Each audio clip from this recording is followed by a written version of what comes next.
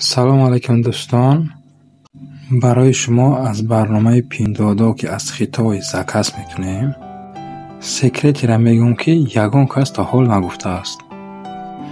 подписа سکنین، لایک مونین و تا آخر ویدیو را تماشا کنین. برای شما فایده وار است. وقتی که ما از برنامه پیندادو یک چند وقت یگان محصولات میخریم، برنامه پیندادو برای خودش از خریدای ما میکنیم کشبک جمع میکنه. بعداً در حالتهای معین با ما تحفه میدهد.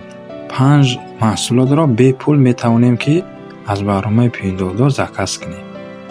حاضر ما میسنجیم 5 محصولات را انتخاب میکنیم. شما تماشا کنید. مثال همی آیفون را میداریم. نگاه کنیم بالودا 0 یوان های. یگان چه انتخاب میکنیم یگان رنگ شد. نگاه کنید پایانده نشان داد که یک طرف شما انتخاب کرده. حاضر دوم شو انتخاب میکنیم. در پایان هسته.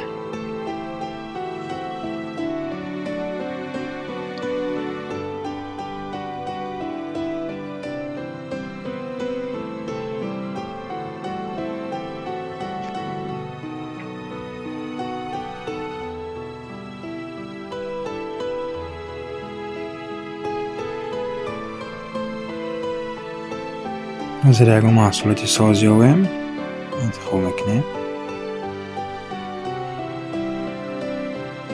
مثال همیرانی یگان رنگ شم میگیریم. همین نوشنیکه نگاه کنیم بالودا 0 یوان های. دیمش هم انتخاب شد. تا آخر ویدیو را تماشا کنین و شما فایده میرسونه.